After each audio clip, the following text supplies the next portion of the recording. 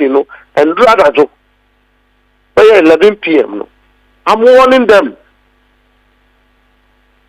Yeah, ma obi an ko ba bi no mo ye mema. Wo mo fa AK-47 ma soldier for no ko chi obi ni here. They said you be di etiri. Omo fi say we are not afraid of them. This is not an election for the MPP to rig. And this is not an election for anybody in the MPP to misbehave. They should be well advised. We are trying to preserve the institutions of state. They should not let us collapse him because Ghana, Ghana, Sumge, and Fankwabatuan. Utra or Takrama, now we are, and I'm worry.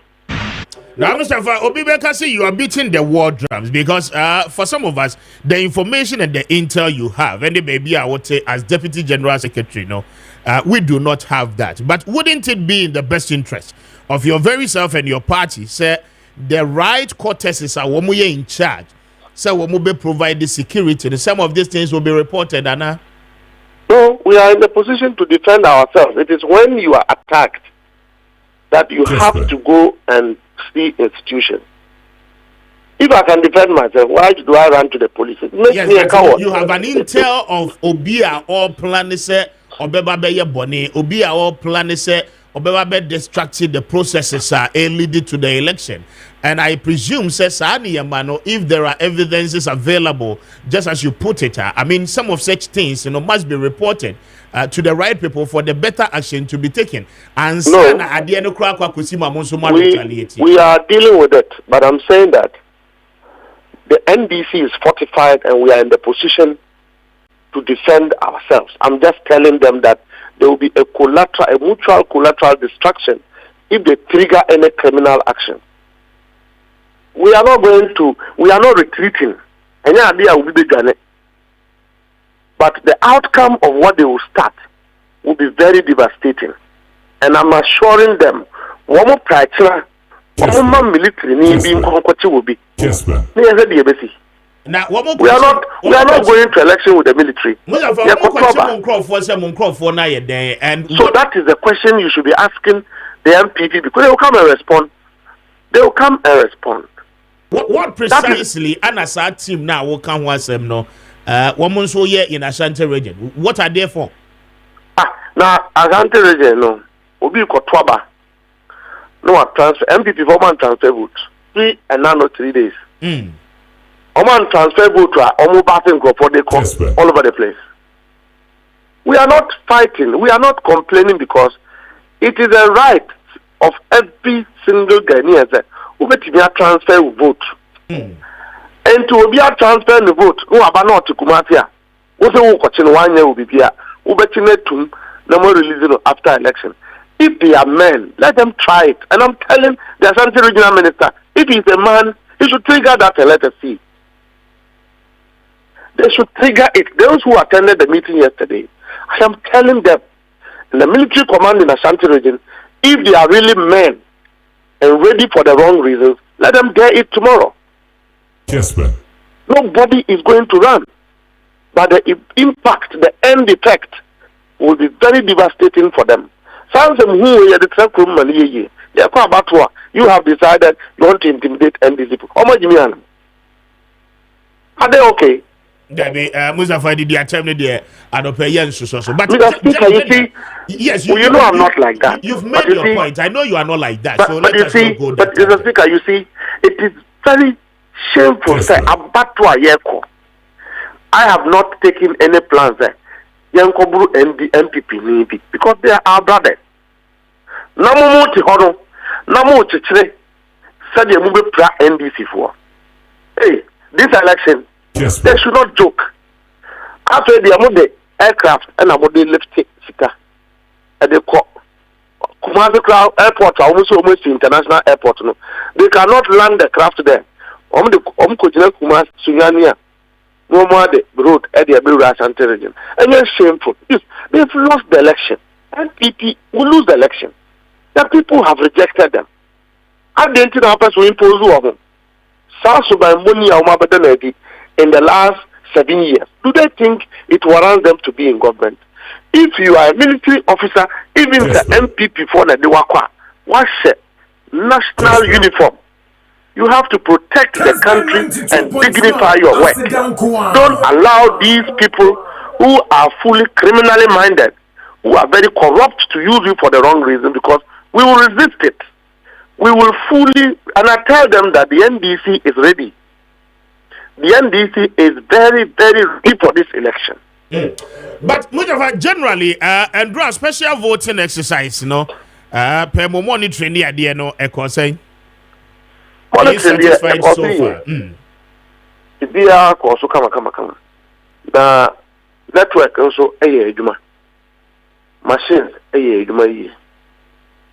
And you woman say, and go for a Caribbean who registers at the various places at Omoko. But I think it was not too alarming. And the disturbance is that if the cumulative effect of the percentage of people are will reflect or take place in the national voting day, I think that it will not be a good one. Because people must not go to polling stations after they have traveled far distance. And apart from that, a miracle abwaje. And okofa some printed ballot papers at the cartoon on Facebook. And the Yebisa says MPP is again in the media for the wrong reasons. They are not even disciplined.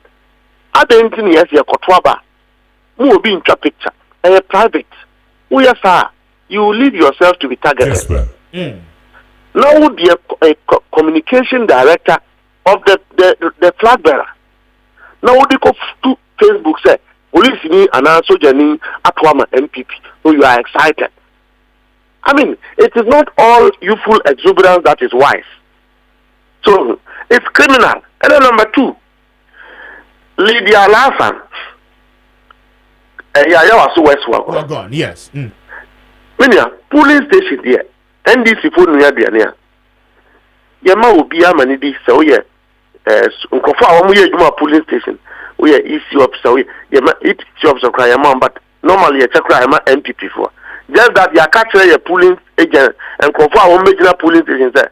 MPP former woman than Yamon, Kofu Kra, one committee, Omutimi and confirming them now one more. And you will be an but Omo play the Adama Omubi. Now, dear, what Timia couldn't wait the ane. Now, chess Ediano, a man for a woman to Aba, a bra woman kill a woman to Aba. Why did the MPP learn these things? Mr. Speaker, it's very shameful. Me a piece MPP, the Obo Mudia, Ankadeno, me Hanyansa for, go for a woman school, woman day. Now, Franco for with yet. Me who did that? And you Kwasema party. President Akufo the legacy with Jama MPP. It's shameful. This is not politics. It's shameful, very shameful. Sir and Kofua, almost solitary Kateswa. Almost means that the Abaya the Paba Kupeda at the Bonning Kwan. But let me tell you, and generally, I think that the exercise was relatively very peaceful. Okay. In spite of these very little things that are happening. Look, Sikadia, Omo Chaskan Rapa, unsolicited Momo transfers. No evidence being now happening. Police in soldier ni who cobrabo no so on to Abama. Are you serious? At least you can do that with the citizens. No, every 4 years be a bad, but we do not get to see the evidence. Yeah, because Mr. Speaker, they did. I'm telling you, you know me, I don't talk by heart.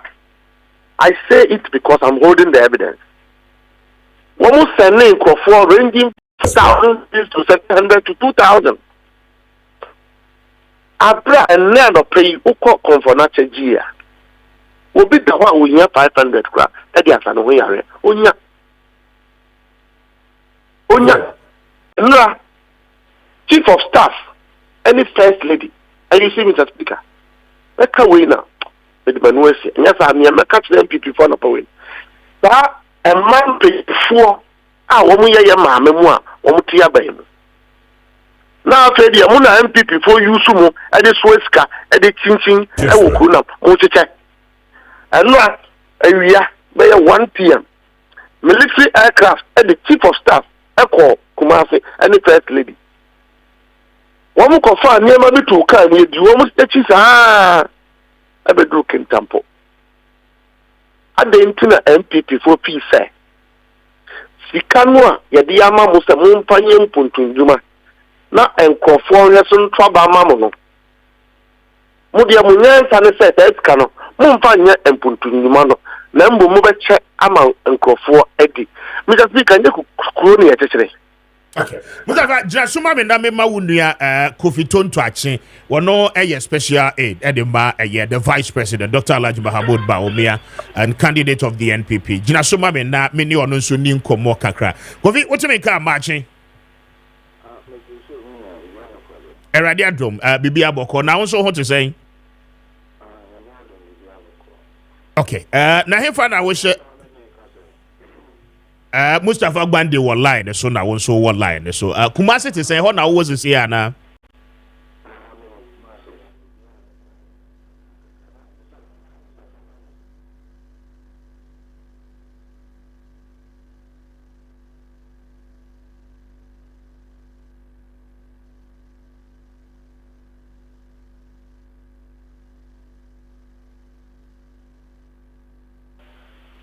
maybe say no idea ma say komodie ne course no bem na wa respond there. But generally no campaign it to say Andra special voting no about the way yeah. I mean the mo monitor any the mo hu ye no how did it go the processes any idea? Oh, so far I think say in na ebeja to say Kessben process ni na ko say na ye hwehwe no me free say boni bia when you go fit peja on so kakra ma me why me say but you tell me nka yes me tonka me say so far the bibia you okay boni bia mem when you bia so amem nti bibia ko se ne na ye hwehwe no me ankasa personally dey me nti bibi boni bia nti aseda na ese de ma electoral commission challenges kakra omunya yewo eastern region and western region by bestro mo se omo hwese enfumso no entonkoso because elections dey so we say na wo ma obi akwanya ma ne if yenso ne hwese election no e be free and fair enkofa assembly anyade emma na de obedi nkonum no yenyina ya giatum the information kitinkiti bi wo ha omo hwese omo betimi aso ano but so far I think say okay ya antis obi akopra obi ana obi akopo obi nti ye hwese sa suban na yenyina ye de bekọ the general election na me tise Mustafa can be say ya manko 4,000 and 2,000 yes mo chiche sika mobile money ni ade I mean you see these things no MY political parties they be no acquire one accusation after the other they be one accusation after the other nan community bandit there ka o party mu na no video evidence or mo che emo ene enkokomanko for party for ne ade but we crown finance. I mean, this is a form of inducement. So, but these are all things at the end of the day, no, Ghanaians have to take a decision. Let's respect it. No, accusations, no, adorson. I say, now saying Kumasi, I almost say international airport, Then the NDC started making accusations, say, President Kufuor Ashadana. Or Kofanko for free abrochile so mometwaba. Na me are playing cry funny passing. Playing now must see ebano. A funny 155. And so obit me jina Facebook Troy send this in need Troy say ya said that the plane no air basen ye be a beba abemanko for abetwaba. Sabe nyansa bi ani. Until you best say, look, Mustafa, as a deputy general secretary, maybe I drew. Focus on how you can get people to come out and vote for you. Because these excesses, more party, Kessben. political parties, little excesses there. They show sometimes, but the totality and the important. Until you be my excesses, getting be a show NDC more and PP more, the center stage. You are missing the point. You are completely missing the point. But excesses, not at the point. 1,000 cities, 2,000 cities in the forms of Momo. 1,000 cities, Mr. Speaker. I know they have already told you. Say. But he has raised concerns. Say, we get evidence. Or the amount. If we assume he on the or the amount. Mr. Speaker, until I make a choice, as someone make a say these allegations are not necessary. They are not necessary. They are not. Are there any several examples of allegations are any for example, say Yakofa for as I should be able to or evidence Yakoba Senko for which is on Mometo about Ghana. Ubusano evidence. I'll say plane Beba Ghana, almost say direct flight Beba into evidence. I mean, how is that evidence? It will be able to make for mobile money transaction. I bet you will say. And only evidence. How is that evidence?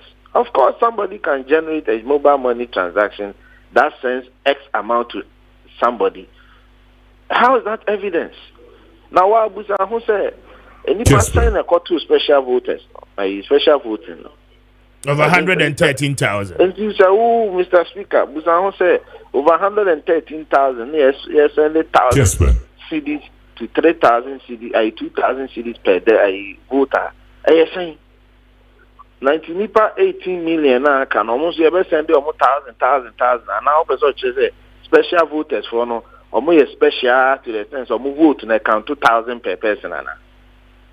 Mr. Speaker, maybe special voters no, vote no. Nipa ba could be a vote to account 1,000 NMA candidates. That be only one vote. It is a special voter or one voter. That's the no cotton in December 7th for one voter. It's near my special 1,000, near my December 1,000. It doesn't make sense. Let's put it to strict test. It's illogical. Yes, but it also doesn't take away the fact that in time past and near money BSCC and also when we saw pockets of event ACC. So realistically both parties in our more to Muse and for that reason as I say a desist from it. And now say you are just making the point say in see they may catch on the say we can catch on the say as politics there are little excesses here and there. If you okra will be baby and your party in our sunshine. But yes, anything I'm saying little excesses. So they say Mustafa or a general secretary or back say sometimes party need baby and your party in our sunshine. But what I say? Mitchell. And no, Abia, idea nipano, you may define it as an excess. But the grand totality say political party has taken a decision from the center. Say we will send 1,000 CDs to 2,000 CDs to over 100,000 people. And I make a choice say people will hide behind these things to perpetuate lies. It's in the Mr. Speaker, who say we need to now apply logic to the arguments they are making. And the first question I'll be saying is special voters, or mono votes, and more votes per person, the answer is no. One person, one vote, just as the other people. The entire friend is special vote, and it's that's the only thing. But voter, obi back a vote back. Senior December 7th, nipa back a vote back. If you catch them and say special voters, you may be 1,000 to 2,000. Then now we catch them and say December 7th, no. SCMA will be 18 million, no, will be 1,000 to 2,000 because the special voters are no special than the people who are voting on December 7th, except for the fact that are essential workers. And you go the such allegation in no correct, right? What's it? They say the tintin in the theater, no, and it's a such allegation, no, and no correct. And we must not entertain such conversation. We must not entertain, and we must tell Mustafa Bandi in his face and ask him how can I illogical. It doesn't make sense. Or no making allegations, you know. Mustafa all lie in the show, and Kofi is raising concern. Say, I mean, logically, no, the awoka no and no correct. Is there any straight proof to the awoka? Maybe I'll copy a thing. So answer my first question. Answer why. Catch now MPP in paying for. That's what the awoka no yeah. Yeah, oh yeah, student modern day practicer and what advances our argument no because you call primaries as I so watch it. The primaries or three delegate back saying the delegates no and conform and power no they will testify say if you have a special college elections even though monetization is not good. Your argument that one voter cannot be given 1,000 Ghana is flawed because people pay even 5,000, 10,000. And a sticker constituency. Somehow, a Maslock deputy coordinator or called the primaries. She can't tell what chairman per delegate. Go and tell me in his constituency how many delegates do you have? Me, I got special voting. Now, a particular constituency, maybe a 500. 600 service officers. You think it's not possible for MPP to share 1,000 Ghana? And I'm saying, no. I said 3 days ago, people have received unsolicited Momo transfer from government. Yes, but Mustafa Kofi is very clear on that. I mean, that allegation way no is without any iota of evidence. I would be better. But I'm just telling you that me to argument now or advance it doesn't fly in the face of experienced politicking. Ebia afena or no what Jubilee House into uniform. Kadanabi na ekasa and Kobaka different. Yes, man. Me to money, you know, woman to Jubilee House, woman did there, so they don't understand the politics on the ground. That is why he's advancing. But I'm saying that what does he mean by a party sanction? A party sanction will be typical fiscal. So only pan a friend or cyber fraud and no one fiscal on fiscal or cinema for some controller. What to be that? And Kofiton to Nchaya. And then I want military aircraft to move. Chief of Staff, the first lady, Eddie Kono Sunyani, 1 p.m. yesterday. At the end of the room. At the end of the military aircraft and around 3 p.m. Woman the corner upper west. Wah. And now Tamale. Question, Noah. I mean, you are the one making the allegation. And yeah, so I'm asking him that. He works at the presidency. My brother works at the president. I'm asking him, sir, 3 days ago, the aircraft that landed in Tamale, one did Nyama share hey to do Eddie Kobol Gatangano, not the only woman. What's a woman Jessica? What's a woman Jessica? Nyamene you are moto. Because no amount of money sharing will save this government. People are more interested. More than the one now Musino. No amount for Nyaresa. Yes, man. In school, Kola, woman near the Alepa, what the free SHS about. Good policy. Because you don't have to discipline to stop the appetite of doing the wrong things. Kofi Tonto is telling me that they are not sharing money. Is that what he's saying? Are we kids here?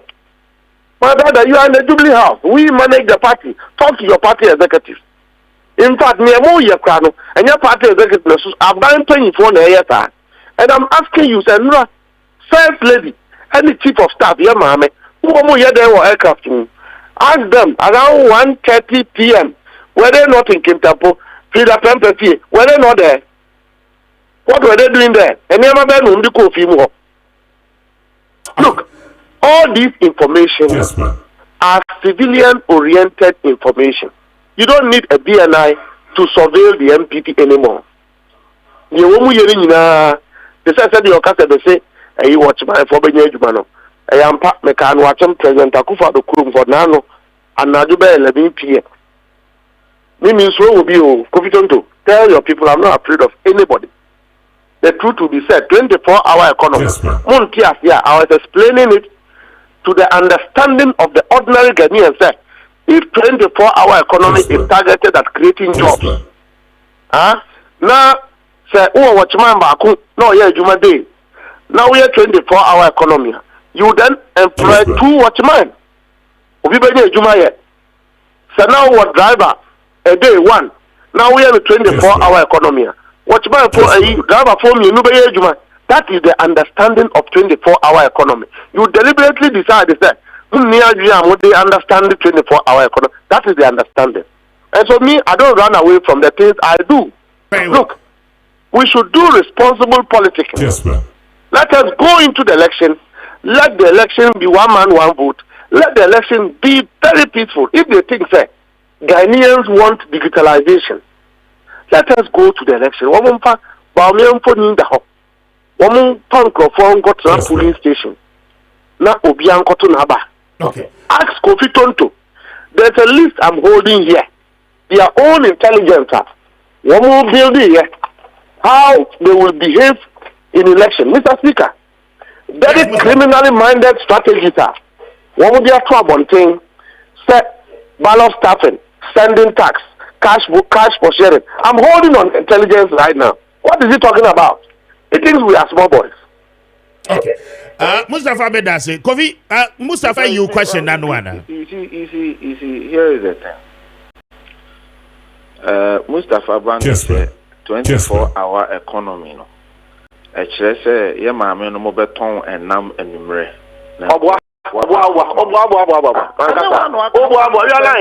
telling a lie. After that, the comment you have referred to, make can watch him. I watched you on Abram Mustafa. I'm not talking about a rally. Wow, I've never said that. I'm a Busa will say, Mr. Speaker, I'm Busa. Question. I don't know where you are not on the kind. Yes, who be said, no, ye campaign. Na the oka ye no one no ka ya na say watch man for be ya no why explaining why explaining the context any bibia wo ka ye but the new our turn am they say ono no nka bibi sa na that be the first comment. I want to say the first comment I made. The first comment I made in say Mustafa Bandi aka me who video Mustafa Bandi aka say man ka so rally me say me who video Mustafa Bandi aka say enumre ye beton na mama watchman for any man na me busa say yeah, that's the question I asked. And one answer said, "On the kind, unless one cat one till the kind ye." On the kind, banka, and the banka. Aha, discuss one. Come me by my accusee. Maybe a question.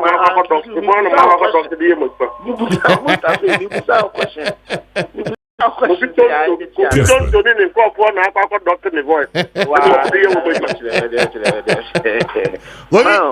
you question that no man about the inducement? No, where you are no man. Now you're fancy.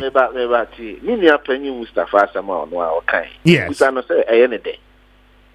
Mustafa Bandi say any day. One, who Mustafa? Who sabi about party politics to trust someone and someone who can akakabin semu a wo ye na wo ye be mu say na mutinye wo na wo ye the leader of it. Wo na ye the leader of it. Kessben. Enti ye ka obi a wo ye akakabin semu a wo huri na wa peja na beti wo Mustafa Abatu wa peja wa beti na ye nya wo na wa bu obi a na wo na ye bema. Wo na wo wa ye wachi ejina mu na wo ye sa de no. Obi anya sa. De to su mi no Mustafa say Aban no on say me di kan catch say or say it's from the center. We you know say I constituency na stekasi steka no my example of stekanas and so. After was say we no say dey abesi aban. So Mustafa, the question is in one breath we say a constituency for ni betimi atua na a constituency ni percent na ho. We ya we say aban. And me busa say aban there then it means that it's coming from the center. If it is coming from the center, where is the evidence? If it is coming from the center, then it is the center paying the 110,000 people. Then it will be the center that will pay the 18 million people. And I made sure, so logically, it doesn't make sense. Yes, You can't in one argument, what the Kofa constituency. Now we are the Asabe share, what the share constituency executives, now they are share MPs, what the share MPs, now they are share by which is which? Which is which? And Tina, Mr. Speaker, make a choice. As someone mean your opinion, Kano. And Fakwemu, look, who Mustafa, one Opariado. Kessben. Mufisa de Muya ni mana. Boys now Mushia Omono. My bar Shanti regional, Muya Nema, Mufisi any mana. Mustafa, what was your boys here then? Almost yes, boys, Ashada to boys Abegu Ashanti region. Their strategy is that they know that the election will be won at the Ashanti region. They know the election will be won in the Ashanti region. So Omunyina Bekuha and their strategy is that create chaos on the day of the election. Create chaos in the Ashanti region so people will not come out and vote. Because they know when people come out and vote in the Ashanti region, they've lost the election. So, Oma Planty, Oma boys, and say, yes, sure, gonna say, I'm create chaos and put fear in the people in the Ashanti region so they don't come and vote. But I will tell you, Mustafa, any youth organizer, any more organizers, and I will tell you, Ashanti Mine will come out and vote, will come out and express our mind. Me mass anti-mantemu, Mundi D and Penny for Atamonsa, regime, your mantemunza, and won't work. We'll come out and vote, and we'll vote massively for the MPP. Okay. It is almost strategy now, more one to try some strategy now, Mashishano. Look, President Mahama stood on a podium just a few days ago. So, Omo Bemima, Omunko Fosika, Omo the top Dokonone, and Chinamari. And all manner of thoughts say, Yama will be a Sika, Namo Amakanos, Yabema Sika. Now, they are told in Chinam. Now, they are Bejina polling station. This is the thinking of this political party. Oh, now I don't know. Bonnie Benny will say will be feeding in Kofa Ekotwaba. Bonnie Benny will say Obibe na Nano Unihona a Abranti we Cassette Obima will be at the Anna Bonnie. Uniona Dumelo Casobi Mobi and Ebony. No, and no, dear, and no was in the penny de Q Mua, walk Quacotuaba, now would dear Diane man, but the practice of said Nipana to a baby now one money it is normal. Mr. Speaker, Mr. Speaker, we are journalists. You know that in the past elections, concerns and political parties are raising say, so would the Diane back polling station, okay? The likelihood say you will induce the other people there. Urefi said in previous elections, it was even advised against political parties it's a form of inducement because when they bar in the name say yeah they be my executives no madidi but who no match biama omo to abani nyina. As some we won't say that in our past elections. Have you not heard this concern before? Mibusa, I won't say that. No, it repeated itself. And see, the question is that how would the food be distributed after? No, but Kofi, you know, to be very sincere, you know the see why I was so west who are going. And you can say BBN repeat here. Now, what the John Mahama emphasis? I mean, how do we correspond the two? Because we are talking about incident is C and you are also making reference to John Mahama statement waka say obecheche dokono ene nchinam de ama wo party for ekotoaba, right? And I'm saying say yes, in time past yakasesa na ema ni nyina no enye. Are we saying say we do not have to share aduane for people in the Kiwa wo mo kwakotoaba? And now say I mean, we wait for them to cast their vote. After they've done that, obi betimi ababeji aduane opese wodi. So which is which, and where do we place the argument? Which is that what I am telling you is Mustafa Bandi has come and sat on this platform to talk about inducement and has created the impression, say, on only free a political party, omoye sainta, omonye bibia, omonkoma ubia sikada. Okay. Omonye bibiada, omonko indusu ubia. Is that not the position he took this morning? That's the position he took. And I was expecting, say, Bianca, say Mustafa Samu are working, and you're not correct because there is evidence. As NDC, more inducing call for But who the one can me train audience to say Mustafa Bandi who candidate a bien and no say mo becha dokon in chinam. And I make sure that there is evidence that such things is potential form of inducement. And it shouldn't come from your Papa John Mahama. Okay. I now understand the context of your argument. Very well. Very well. Mustafa nya chane say omunyai enema no omo operations now omo so omo beyo asante ndi hu abeton kufo. They should stop it. Try to trust them, they should stop it. Very well. Mustafa, just a quick one and that a few seconds not minimum anyway. Why? John Mahama said mo beche dokuno ne nchenam. Very unfortunate sir many other kase NDC 4 year deep and 4 term. And happy we move. Kessben. The speakers will do our dears and the Atamaya President Akufado. Omubaye. As I'm telling you, Omuboot to three. They said Jubilee they are bleeding from national security. Omu see or ya. Rally I see as I'm telling you.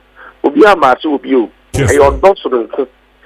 94 say the year on ya in your fire. Kwasiani Tiana show us some prensa. Why is sad your bonny way? No movie, no conform say. Omon Tom Mamma. What's the NDC 40? Asante penny for on the record. So we are with the Asante mine, le Sabe, or take of course on an unknown atamwa. A wound to me. Momo part the mark of us the Munino about some with Tiso. And would demon penny for them. Wound to me is not an Asante. Where you are penny, where's the money? And Asante for and I would this money, Dimu Asante reading. And would demon penny for them. It's on the record. So when you say these things, the people listening to your own party people will say that they are all cano in Chakwaimu because any ampa Mubaye and Kofa will make you say Wagana having. Look, Yamia boy in our Ghana no. Asante phone Kwafon or de business Nyanza the two team. Yet Kradian Kaya, yet Taletare. Mubaye, Numa Kudua, a goo. Asante for there. Oh, Asante for there. Omun ten woman watch a woman. And woman's woman to Abano, a mamma. And he said to do idea quite under the Jabini. Okay. Now, Momo government put together. Are you richer than Asante Kingdom? Now, Mufida will be carry on your vote. The Canadian, Mubacha, Namum, we never dim some opposition. Put them on answer. Coffee, Mamma Namasiano pay. I'm grateful for your time. Mama enough time. Mama enough time. Would you make him argument to work? So who's or then senior Casado? I don't go to any Mustafa Gwandi, Madam was why. Kofi here. Political aide to Dr. Baobia, the Vice President. Mustafa Gwandi is a Deputy General Secretary of the NDC, speaking to us and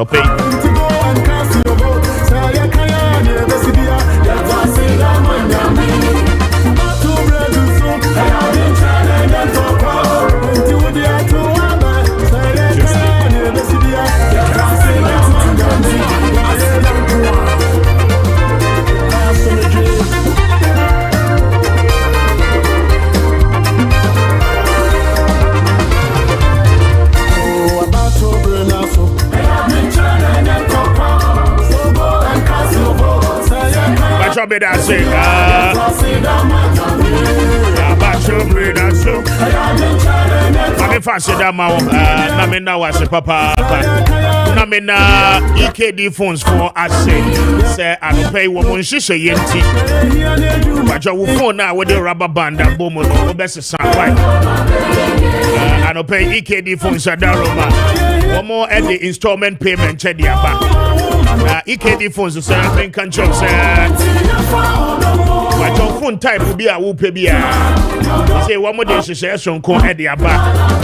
A name, bra, not better phone, that you're trying to crack. I think one more here, also Wakuma Swadi, a better me, but your one more iPhone lines, a name for phone, no, I say, more batteries, no air hammer. You are the screen in our papa.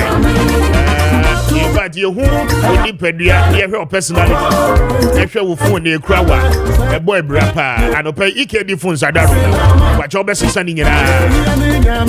Now, what must make a choice about be phone now? Will pay like a crack to us here. Now, if you want more, not the acconing in a church and crack. And what you open phone accessories are acconing in a but you'll be a EKD phone.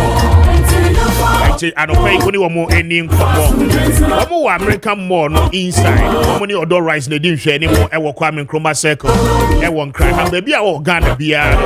But your warfare one more be doing for more.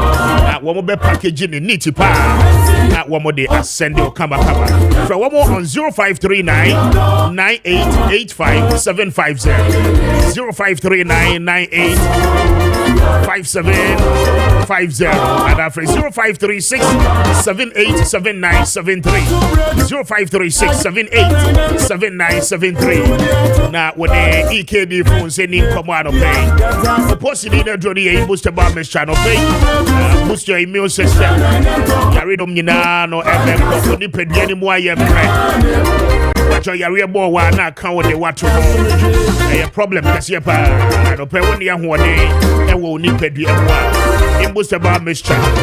As I say, we never be now one no be a bebo syphilis no a bit to us gonorrhea pressure stroke no ebeko waist pain no be one fatigue a shenema we ye adwuma kakra bia no atemre malaria no beko liver and a kidney related challenges and no pay say we no know me mbusu no ibia but you wa ho so ma papa say oh how we nyina ebetu ediama woni imbus warning command pay on 0246 208496 0246 208496 na woni wo mo enkasa acho wo ko eba shops ni nyina mo a obenya no dodo mu atopa and pay pa won sankabi Uncle Ato is my favorite. Let's go.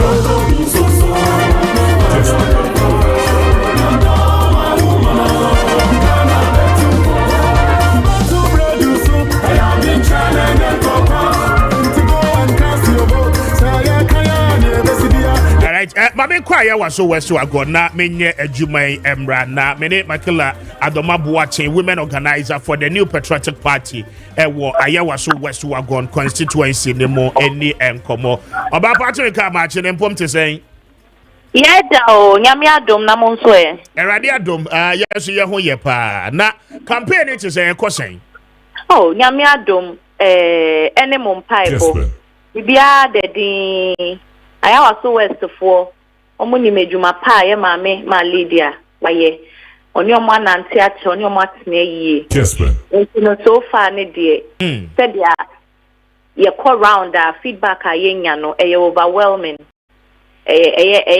ahohoahoa na ye da ayawa so west for papa ya me shawo mo woman na menim senka abatu oba mo ko campaign de eden ya mo nkrofo bedidi na Andrea yes Andrea mo akwakoche enuane ewo kill mu enkrofo a wo di line so a wo mo kwakoto wo mo aba ana mo di line mu a mo che enuane de ma wo mo na fedru ba bi kura mo san haage wo mo na mo de mo sabo wo mo achi na mo mo akakra de ahye wo mo nse amoboa eba ne se ne kosi sa maami wofa what na ayawa so west chepa obia nim se dia ye maame ma Lydia etie saadie we bi ka ho na omo frɛ no oba time pa ye registration ye wo center ye wo over 5 constituencies wo ho ye the breakfast ba ye cha ma ne so other constituencies so because ye ba be ye adwuma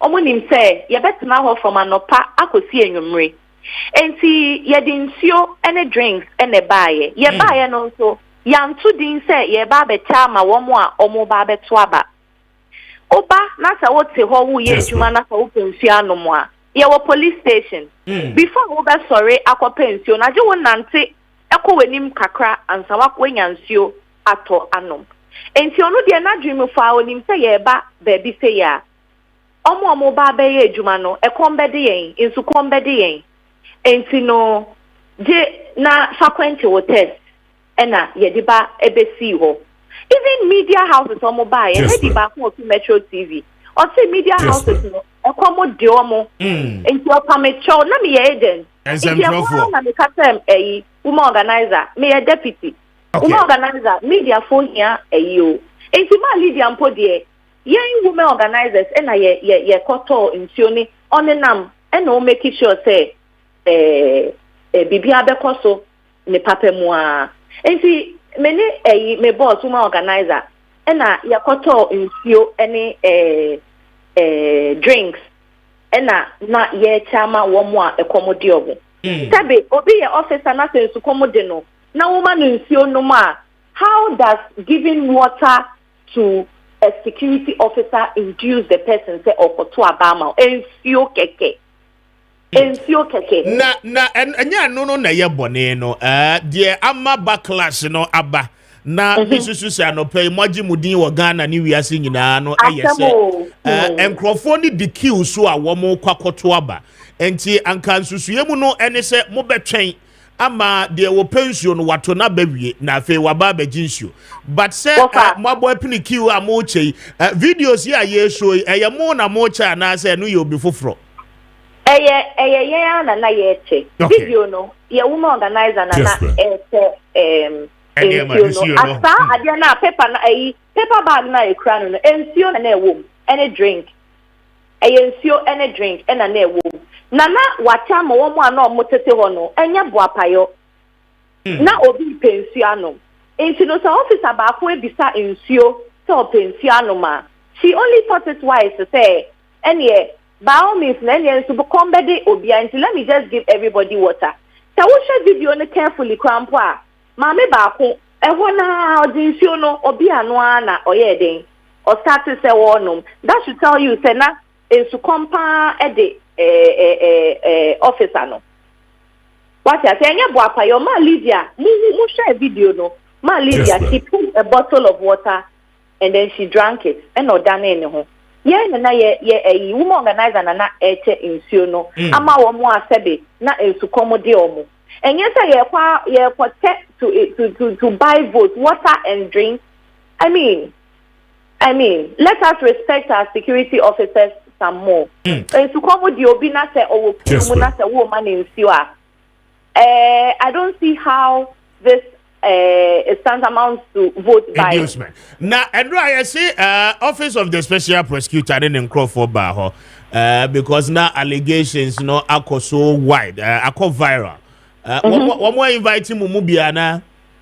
Omo baby sir questions. Omo nya inviting. Omo ba ho baby sir. Asem no mu me sure someone ka fa omo buy no.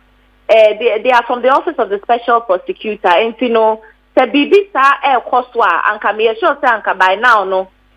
Ne papa mu anka wo mu afre yen. Wo mu buy na omo baby sir ensem no mu no. I don't think say omo peke information be as truly na ye vote buying na sebe ye vote buying na ensure drink a whole security officer of the government of Ghana drink any ensure ye to votes na sebe mama no home from ye nim nyansa say ubeye bibi sa in the open space. I mean, how do we see our security officers? And to come de many video is see a share officers or jeans you na no be anona on no munzio. So obviously obi she opened it. She took the water out and to mo ne de ensuo nko ana mo che ye aduane nka ho. Media for and a beka che and say come de wo mo. We de enye say ye impo. They came to us. GH1 report a crampo me te ho na wo ba me nten say wo pensio na me ka tell say bi wo eye test ni mu. And you know, it's for all of us. And media, no, they came to us. And maybe no Metro TV, kind one more, maybe almost say, media, what are you saying? And me number no, and me de package Adriani, and only the media. Okay. And only the media for no kwan nye Adriani kakra. And Adriani kakra media, yes. Any ye party for ye bao ye Okay, but has this taught you any kind of lesson? I mean, ahead of Saturday, and I mean, said the Comonia Siakone, the way I'm constituency, no candidate, no viral, no. Okay, so think of a lesson. I better to say the Ayaya Bonibi. Saturday, no, easy for bedidi, agents bedidi. Party for ye walk around. Yes, so ye be bedidi because ye Juma. Yes, but Munkochen will kill Muna Kofasa Mwaba. Over 120,000 people and I expect sale of Betwaba. We've done this. It's not the first time I hear we last 4 years. We've fed all the EC officials across the constituency and fed all the agents. The same thing that other parties also that is the opposition. Time almost so almost de kakra munya e omo de bae. Enti no den ya easy for no mo te faako. From morning to late. Michaela, na when you cry no your political parties mo said yes mo na mo be feed EC officials ana. I said say ya dwen ho e say it is just nice say EC ni abetna ho ye nti na wo mo ho. Say na say didi aye ntumi ndi nda wo mo. Enti no omo so omo ndi kaka no omo fa nka wo mo ano no omo nya hoden fa nya adwuma ni yi. Enye say ya sedi ana say na keke ye na ye baako e na aduane no so ye cha ye ni NDC fo no na ebi enye ye nko a ye cha ye ni omo na ebi ye mo omo ye ni omo snacks aduane ni ye ba ye ni omo tunsa edidi enra ba ye dumelo se mo na mo cha aduane wo no so be so cha no on tebi ma wo mo nti omo ba ye ni ye ma omo aduane na omo di e ko omo di omo a ye di aduane ne ba ye ni omo nyina na snacks edidi bom se se nua fefefe omo na omo ani nso but ye de yakoma mu de fa ma Lydia on shese we MPP ni anase we NDC ni ehia ne se aduane aba nsu komo de obi enti no nipa ni hie nso a ye nhwese we MPP ni anase we NDC ni ama wonsuo keke anase drink keke no wano ma na aduane okay NDC fo no ye ni omo a na ebo wo ho ye ni aduane ni ye de ba wo mo kwa na di ne kese na enra no minim say believe na say boy no say akwa no say me I don't know what was happening to him yesterday as usual ne kata e won't say and all of those things, no, but I wouldn't even go into that because it's not worth it. But I just want to everybody to know say enye boapayo maame no na dream mu fa na kume mu fa e na ode atete ne ma woman organizer ye tensio nsu komo de nkrofo e na ye tensio ama ye nkrofo e wa around not specifically say ye kote nsu ama nkrofo go queue mu to buy votes. It is a blatant lie. Bakala mamenda wase na yemfensi ya. Why? Bibi ni abese di nkomo. Why?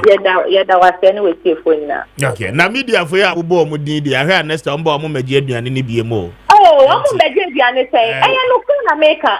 No kru na wo ka ba say de wo bo na wo bo houses ni ade. Media phone and say when we say the American say enye say ya contact na ye de aduane koma media.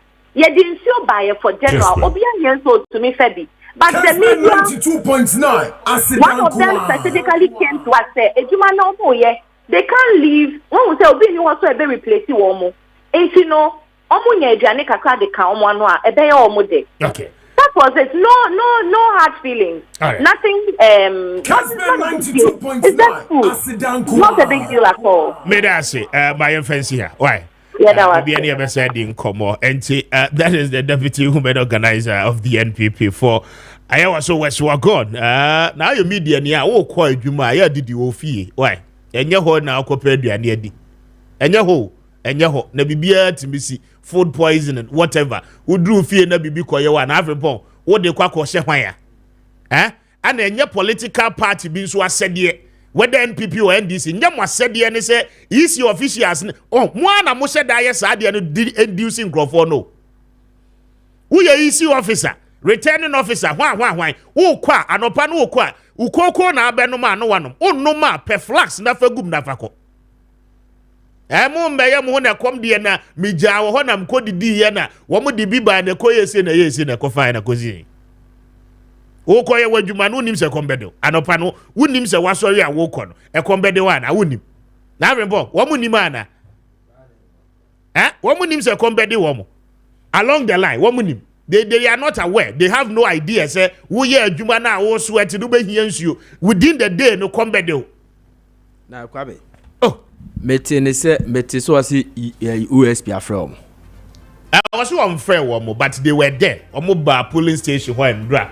Baby said our more questions. One more call center now one more to abano but one more young friend one more yet. And there has been no invitation from them. Now Omo Kubi say more questions. I said that the any call viral. You know, I mean, special prosecutor issue statement. Say what be share what did need the elections no echi. And near my entity say no be say what here. One no best step in. And I think said the same adwuma na no mkoye wo hendra.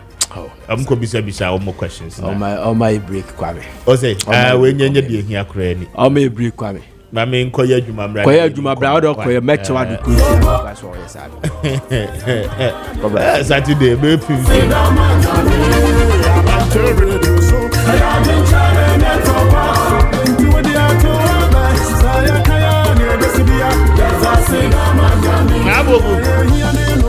Maakye na mpom to say na kopon do no mpa ebo na munso radio dom menso me hoye fa o microphone no pia ko wanim kakra na kasa gumu ma me yo bibia fine bibia dem ODK herbal clinic for mo hoye pa okay the way am ye ODK na hwa no akobo ODK yo na akofa nsempia ba but ye ODK herbal clinic yes and ofe wo mo adaroma na me ni omo eba bedi nkomo wo mo woni ma papi e de mai na adopede na wo mai yo me da se ahwefo me chia mu nyina awrade Yesu Kristo di mu onyankopon asomdwe enka obibia menim se obia ho ye boaboa ho akoto aba ye koto de menim se akoto na asomdwe mu ye so otu wie ya kofie ne kokoda menkonko ya yesembia wanhwe ya asambeto bibia dem clean yo ya pese enya hoden ne rekoto aba no ODK de sa woti enka se ya na kire se mpomuden ho asem na ye ka adwuma be na ODK ye fine medical boy number na macho ya kira kwan ebia na atika mu kwana wutie wo ka mu na wo ba besi fom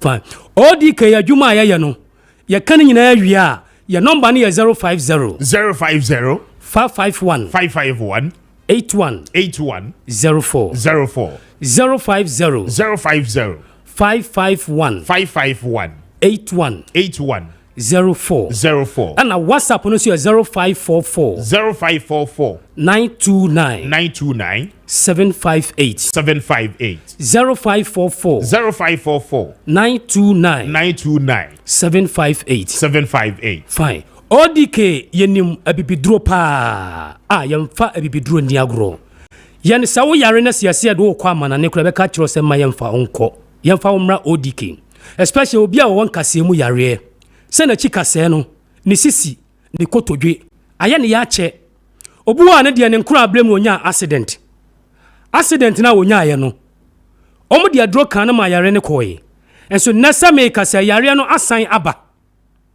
obi de aka na to dem wachina enko wanum nura ko hin ban yina enko enura kra de papa bi asem ofra me ka kire me ne se doctor obi a okasa o TV so na radio so heba ni bia no amenko no hono so yare yi nko nam se agya so gise ugidi se nyankopon e de tumi ahyen hahaban mu a me ka kire se nyagidie na bra me ho na wo ba ohun beto anope watimachi a wo twa me ne ho beto no nso so abibiduro na ya adwumo na bia na wo anya du papa anom e bia no anko the right way yani e kasa TV so no doso e bia ba bia okoye no na wamfa yie ene ODK se bra ODK hona oba e chese wafa yie on se me ba ha me de bo me de stone bia ba ha se we on se obi de bo sayare da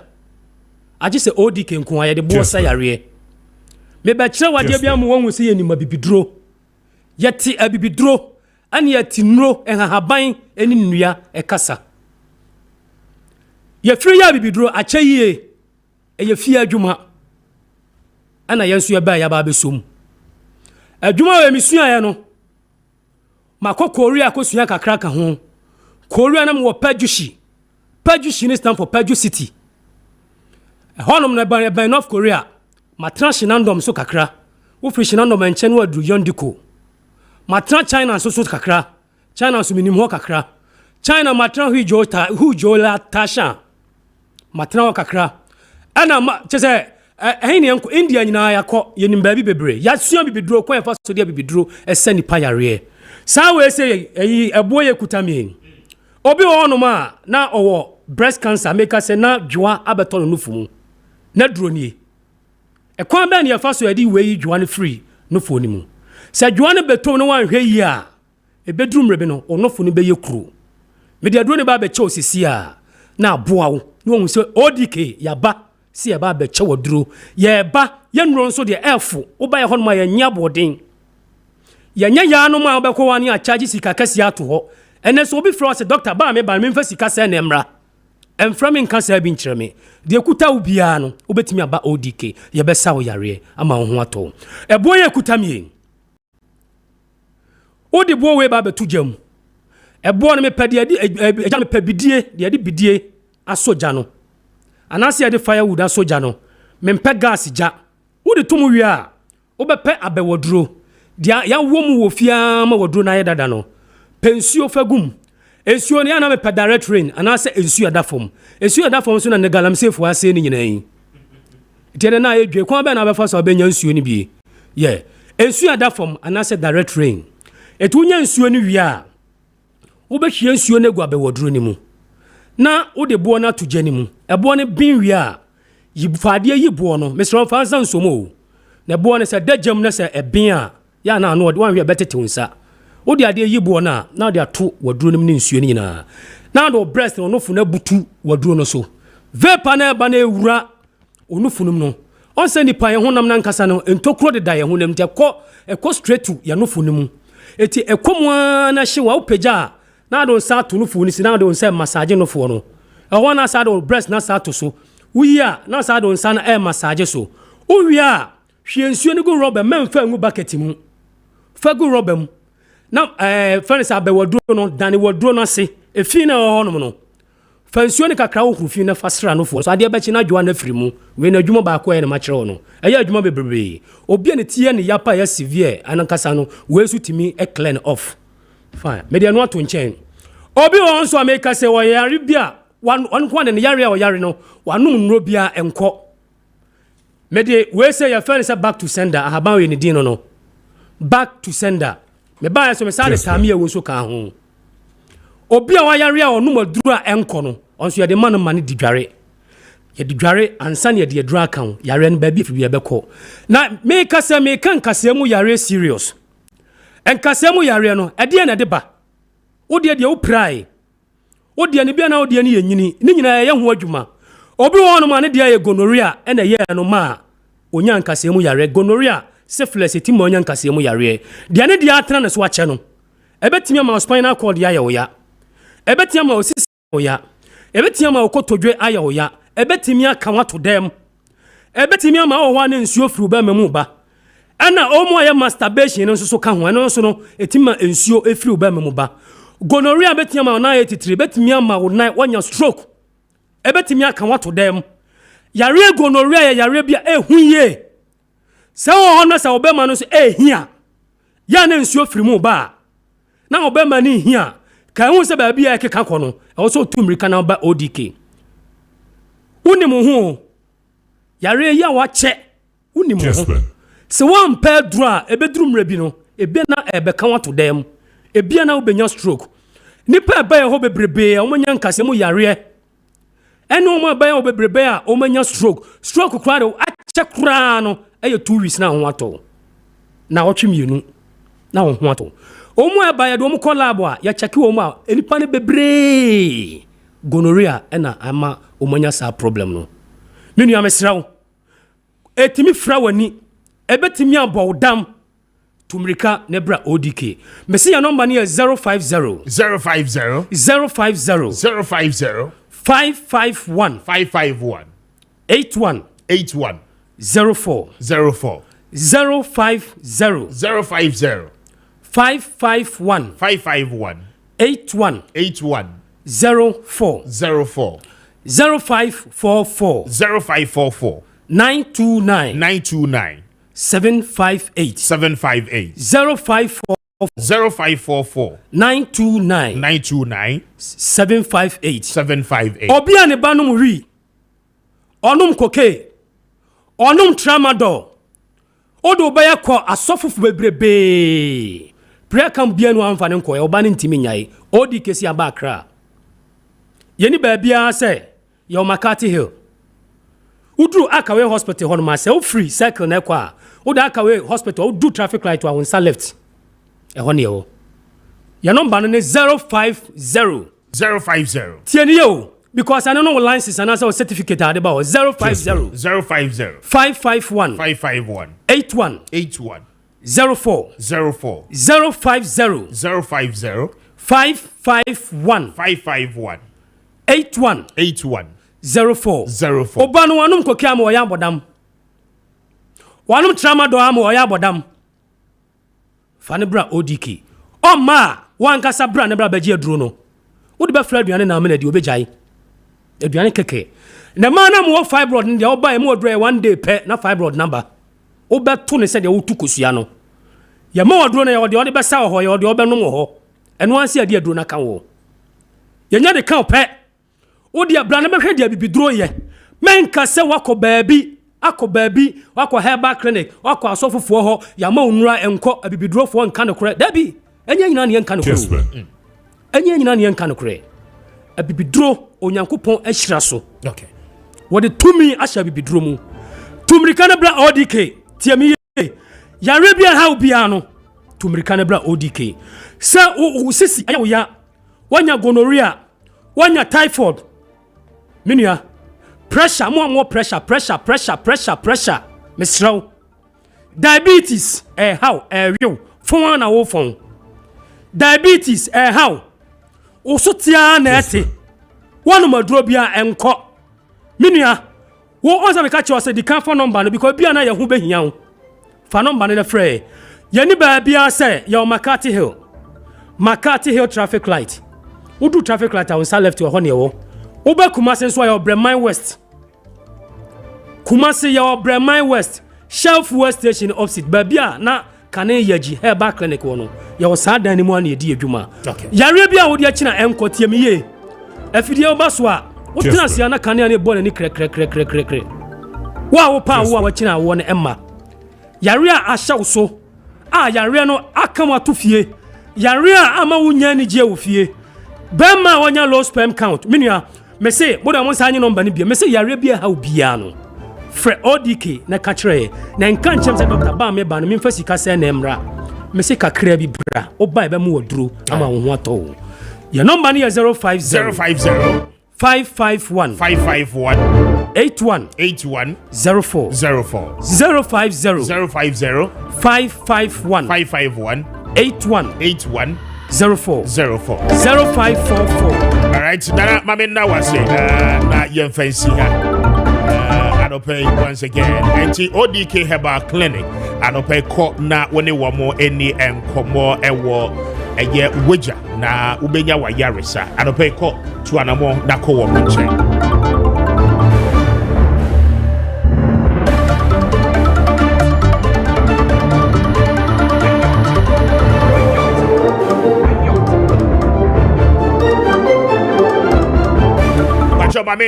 Eclipse Collateral Management for I say I don't pay now. One more Roma. I don't pay. Say, would you me now? We are Japanese rap, but your document near solid. Eclipse at Roma. One more the Bay Juma at your commission. I don't pay. Say, yeah, Cassay. But your Japanese beer, why you cratter the Atusubia no Fabra. Na I feel Eclipse at the Bay Juma. One more to your commission.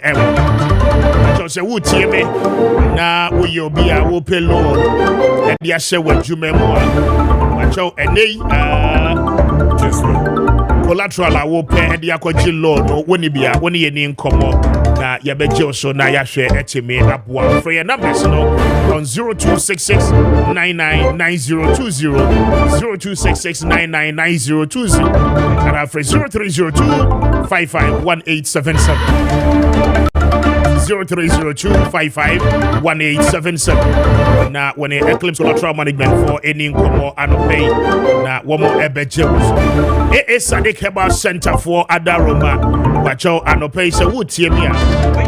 Womo ye number 1. Womo akwakofa elephant herbal mixture ediaba. Wa wudidi ana woboso ehihye. Bacho sisi yare ana hawa constipation. Ni nyina no ubehia ege elephant herbal mixture no ebi. 100% natural. Enti anope ono no bia etu ha ni nyina no ase. Sadik herbal powder no quick remedy for pulse no cocoa. Bacho asha wo so ache. Anope you Sadik herbal powder. No na ebebo ye pa. Elephant ointment. Bacho adie bi rushes.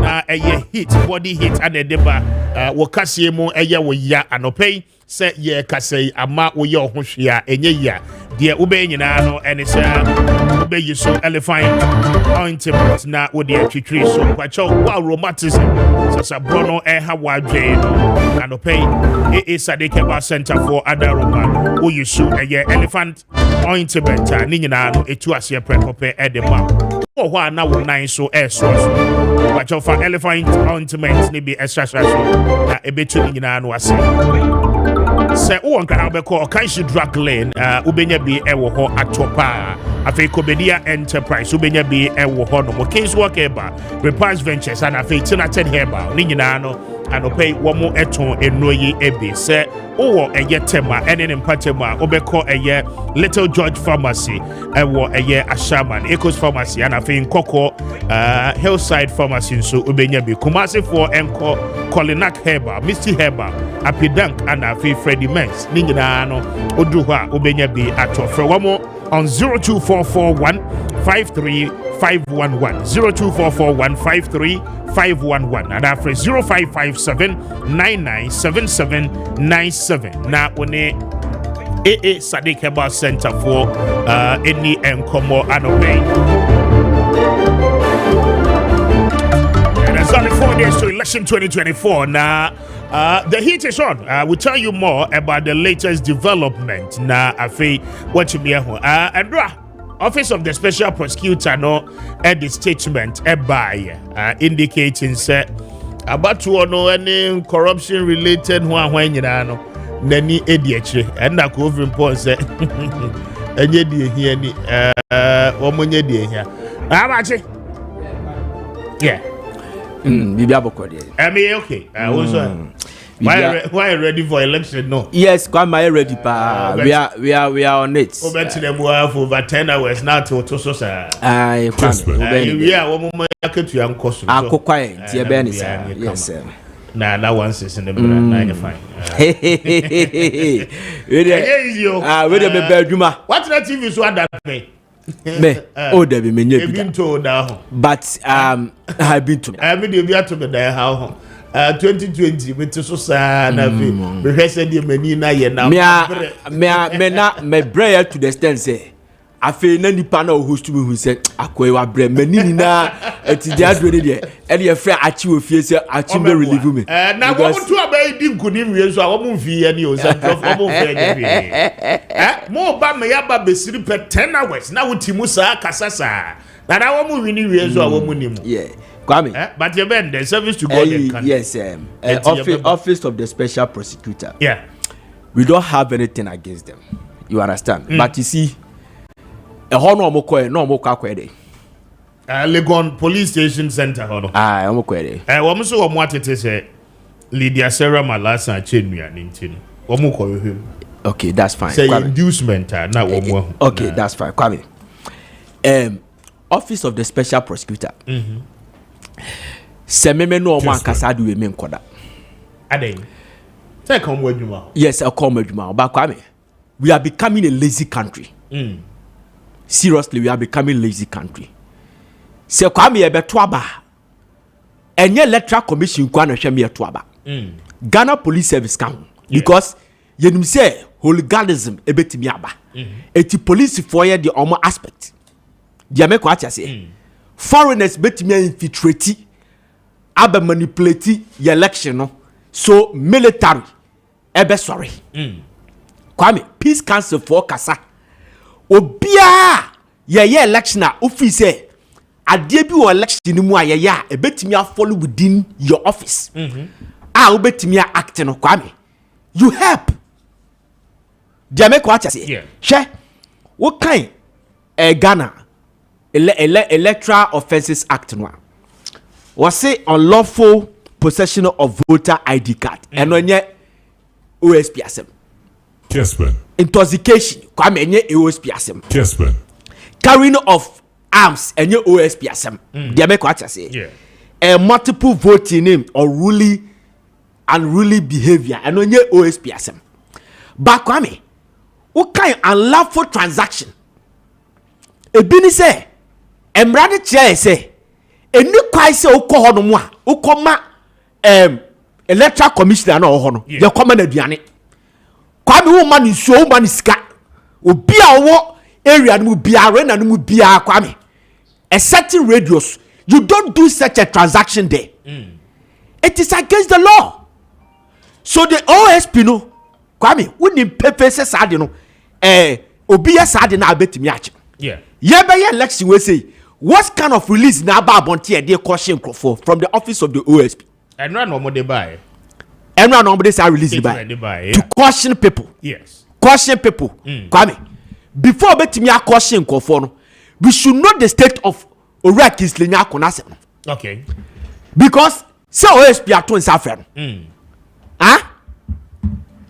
Office of the special prosecutor aton sa dia friend Iraq is linya. Yes. And before this statement to baba bonti abeka kire say electoral fraud sadini na amantu to electoral fraud OSP betimi afrɛ wo ɛsɛ papa no yɛfrɛ no ni state baabi akwakodu you know sika na oyi ye no yɛhwɛ mu no ɛnye sika ade na oyɛ no yɛhwɛ mu no ɛnte sa o speed up the matter now obi ehu baabi akwa no obi ehu because ye baba ye election ultimate ruling over Kislinya kuni case 2025 dabi 2025 yan tuaba. So tell her the state of assassin the akwakosi. You get me? Yeah. So that you're the best sabu deterrent. No be action who ye. What the call police station? Electoral commission any budget in farmer. Aye. Yeah, budget no ya kan sika obi yes e de aka ho Kwame e de ne cost supply duane e de ne cost supply duane ho no enye easy no yes political party yes mama Lydia yenim ya de tiase aka say you go to parliament one way duane ma minority majority and comfort me from yeremo catch from so mama de duane about men ya duane yenim all this stuff o ya de but enye ha ne ye be ye no Kwame. Yes. Ejapade book ni issue ni buy. Yeah. Obeka ise me catch say. Ade ba kwa na ado dan kwa kufu ado. Omo ya ma madu omo ho ya ne say they don't omo investigate ejapade book no. Ese so omo investigate ejapade book no. Sen ye be ya. Ye be hwe say obi na ahya that trop say egu a whole family animu ase. And me saka say ejapade book needs to be investigated. Send your bear and block the future possibilities of people of Achim. It's a 7 previous and dachi will be by the president. I am confessed a book no family chicken. Kwame. Yeah. She make us ask him, say, make us investigate before me make us ask him. Now, many 2 security personnel on my GT power this country. And the Komo back is about 10 minutes, back about 7 minutes. And I'm catch him say, could it be possible? I'm say, I am possible. Even one told me say to get the bottom of the source, where it started from the printing press here, bet me investigate. And there's some possible. Easy. Now come to me. Sadia possible.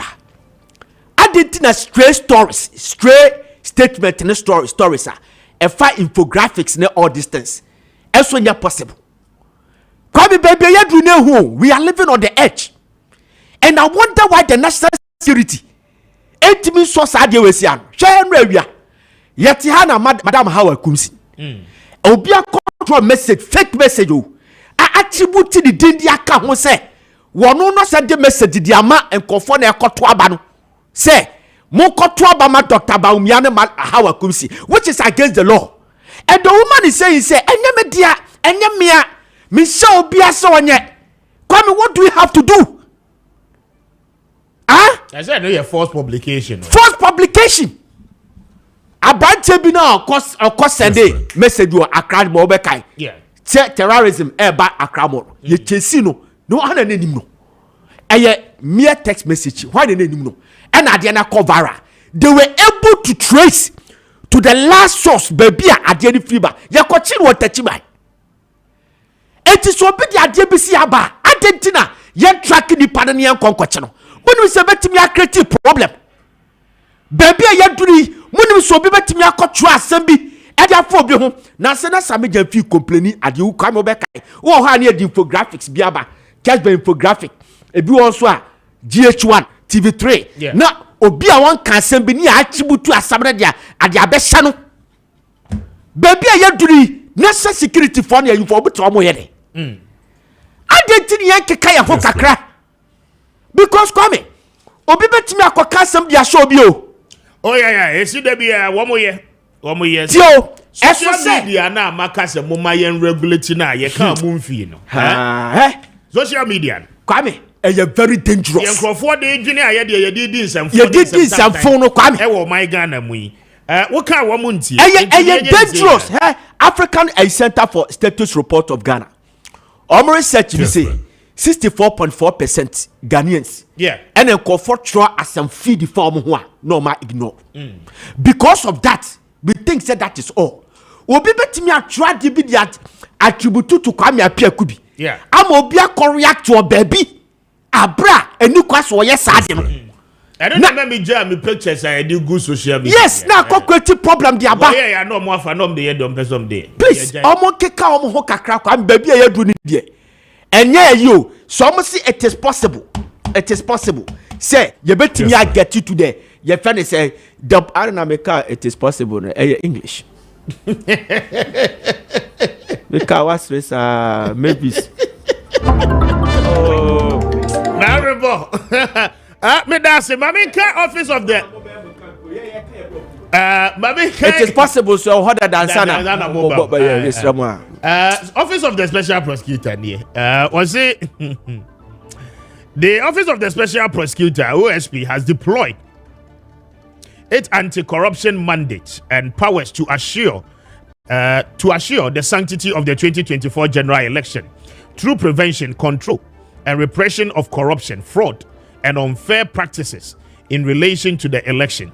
The OSP admonishes all officers charged with the counting of votes at the polling stations, collation centers, and the transmission and publication of the outcome of the elections that it is a grave offense to willfully falsify the account of the vote or make a false return of the vote.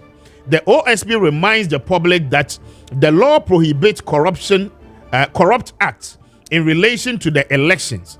It is a serious offense to engage in vote buying, vote selling, intimidation, threat of violence, act of violence, or impersonation of a voter or an electoral officer. The office is alive to its mandate and would promptly address any such occurrences which may come to the notice of it. And this was signed by Ura Kisiaja Bina Ankasa. And Wano Ankasa ne denensa ashe statement no ase educating the public. Also Dr. Dampare I started question for Police TV.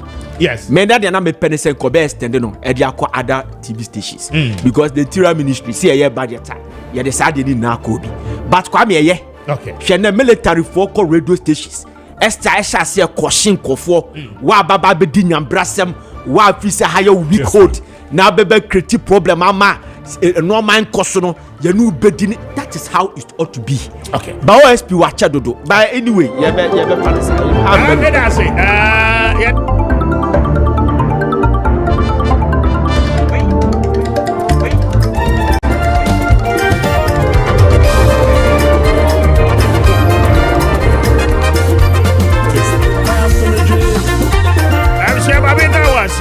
it is only 22 minutes after 9. Yabua Mavis, Ejewa, a young Ghanaian.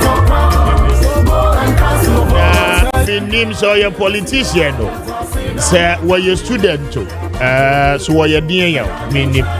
Mavis, good morning. I just saying. I'm not the one I'm also. Eradiado, Yansu Yahuya. No, Good look, Kumasi Nebe. Name for person. Now, one cause I know how many years. Because that's the one semness so far. Me age Liliana Mintanko. I won't have more. The Viana Macacho. Okay. Your voice will yana me take, but you're bedding combo. Nana, this young lady went viral on social media. Kroya ye kahwasemia. Na she is very eloquent. Na or articulating some no even more than the NPP communicators in. Okay. I listened to her explaining a Niema. Nana do danko ekufuado ni NPP abaye no aye. Precisely in Ashanti region. And I thought it wise say you didn't be this uncommon. First of all, Mavis, are you a student? I'm a student. Where here fan? KNUST. KNUST. Oh, okay. What level saying? Me go final year. Go final year. Oh, and the young one. I understand now. But my new komo, you're a TESCON member, right? I'm a TESCON member. You're a TESCON member. What do you know about the NPP and the government? The minimum for NPP ne a memory now. Me de be a mekasa de me di mani hu. And a mammy who far by no. Okay. And the minimum NPP mono. And yeah about book and yeah about policies nearby. The me di mani hu ne nkwana and I will come once. Yes. Okay. I didn't know so far about this government. Oh, me hu nyuma impuntu nyuma ni omo mo digu akwema e boa ni pass tinem ene ni panka nko o man impuntu ena me hu ye ni hu nkomo.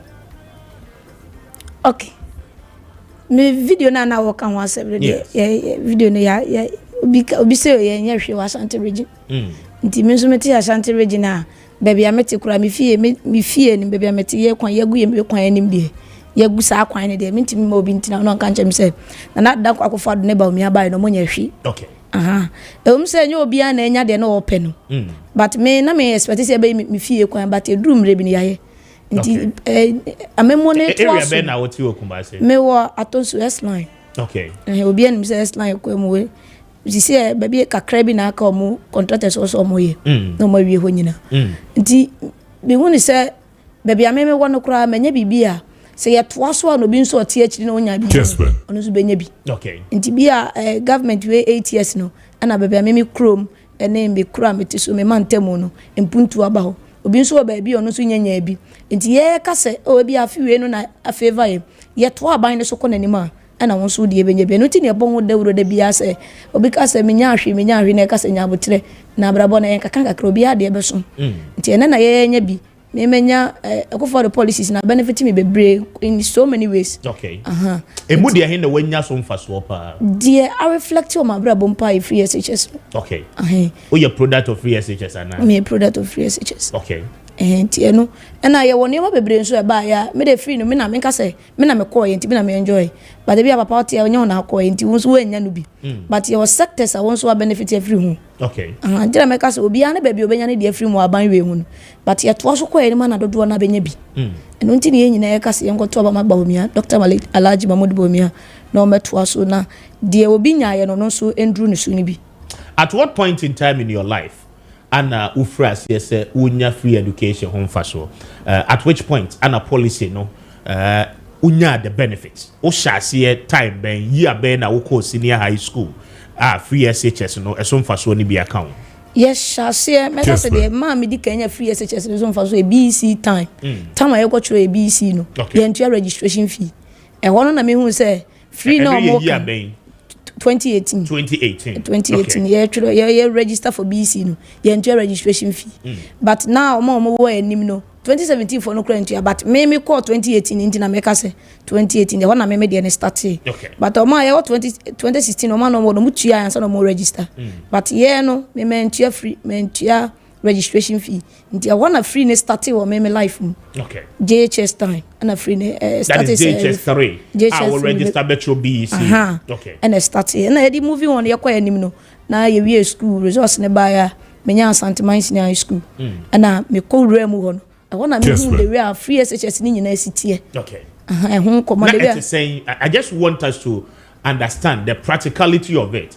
When I was sorry, when we benefited, and policies, no, how was it implemented? It was Santimaya, and Mawunya, the sole benefit. I yedi home come.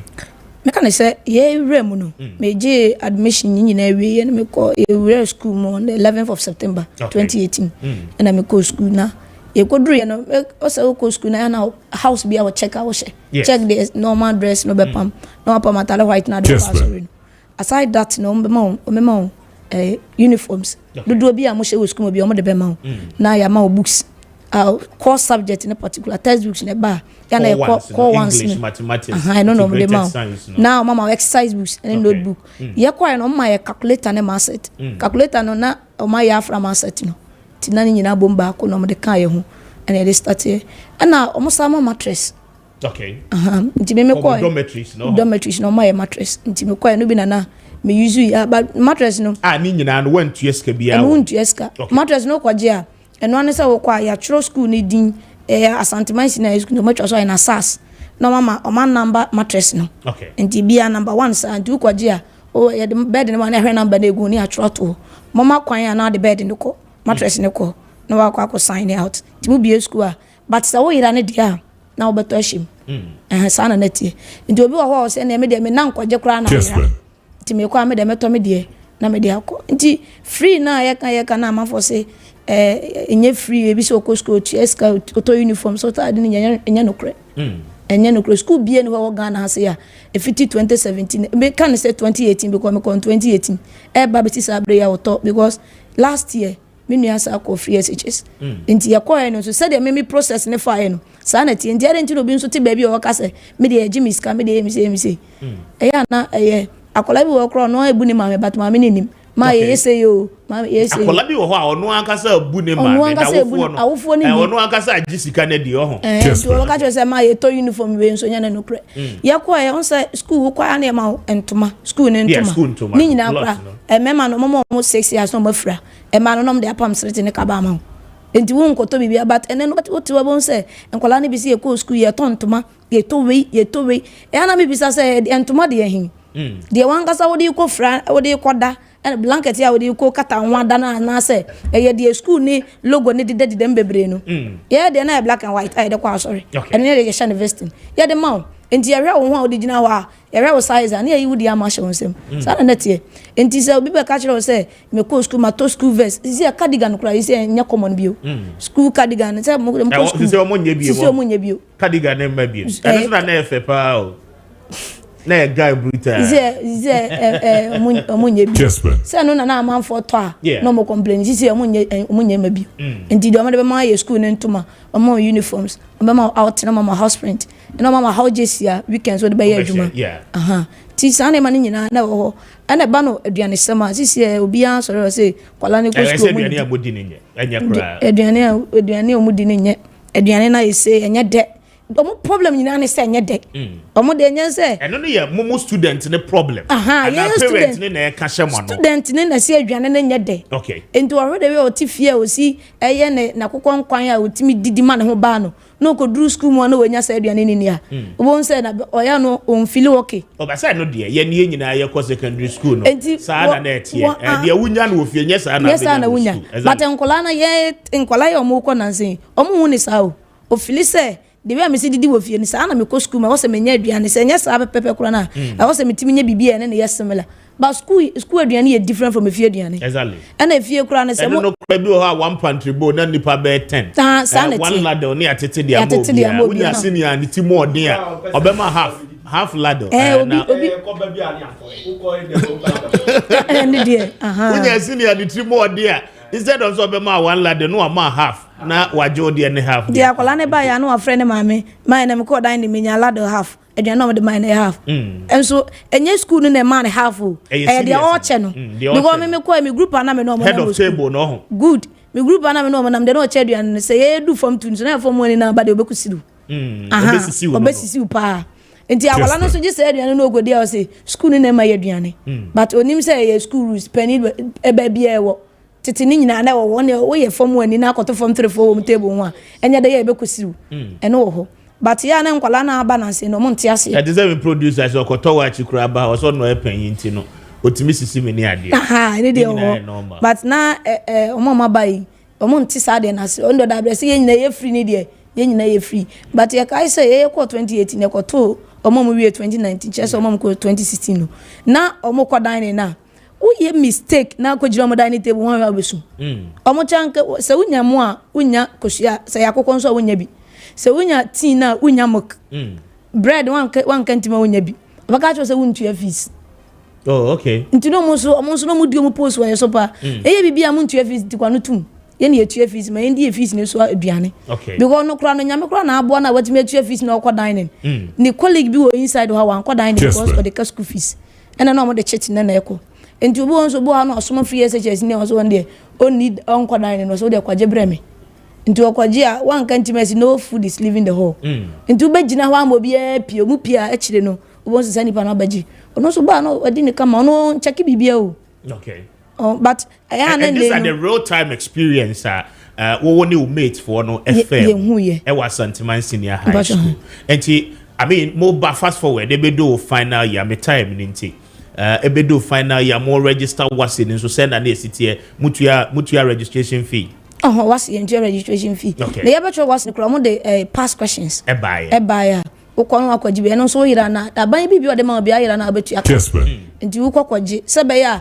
di onu so di wachi ne ba onu so be yusu nti e ba na e ka chem say past question abego opa akwajibe nti we no wo be yusu but wo kodi abeja wo ho be niema ni nyina bus no ya call first year no science maths english social of the mind ukọ form 2 and now the no akwaji form 2 there sa na ye no nti book bi o me de be ma bia no ukọ na say aban property bi o de be ma bia no ukọ afako sebe ya de odi wachi ne so ba onu so betime yusu bi but enkola na ye problem ne say de man na no ayira no e ba so onkoto o say aban ton books mai enti ma meni tifia na sa ne ba ne friend say ma ye to book we na ne ho pre ne fi say akora na kwaje aban book ayira no enti okwaje na mi sika kotua kashem Kessben but media me ji books no me ji bibia bi ekosi me di ni nyina so me wi school me di ni nyina so koy kama ma nyira ba kokora okay but your instances and nkola ni bi yire bi so no you responsible na anim dia wo ye so enti Ghana for everyone opay no say obi bisa say e dia na ye justifiable reason tia eseso to aba edema Dr. Bawumia ne NPP you feel say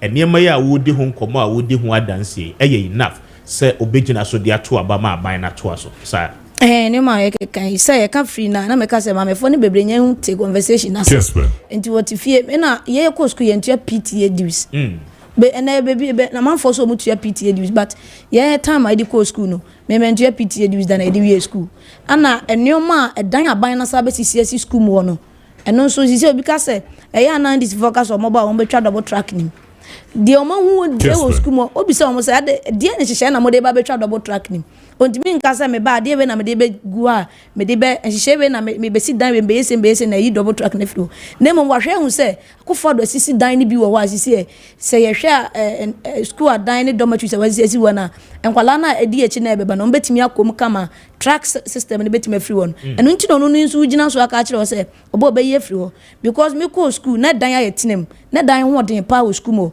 ye school no compound ne ketu e bi asase ne ketu e bi ba sisi JHS school bi na ben ye state boys o ma ye free ho ato wa fa ho nyina si dormitory blog asi wo ma ema no ana o ma si mema nso de asi classroom blog enti si yesi dan we nyina si wo a ye wogide say bi a o mo be ko next year no o mo twiro we no mu ko school na o bo nse sa dan na yesi won e betimi accommodate o mo nyina be ma track system no esuetwa enti so ono ne ba na apen so na se nkola ne ko school mo nya sa dan ne mo tina o se me na be yi track system ne free wo enso ne time na dan bi ensi school mo on the sea no on the sea aban we ne ba ya ode nyemagu akwan ma betima sisi dan si wo enti so ka kire say me ba me be double track na free wo na my de nhihye be gu akwan ma double track nhihye ne dia he e no de pese etie me ba me be review free SHS me be ni ye me pese no wa ka kire say me pese me de nhihye we ni we be gu akwan ma e be boa na wo ka say no so won tie bi mintibi minche dan onu ane so say free SHS ne ba ye be ni ye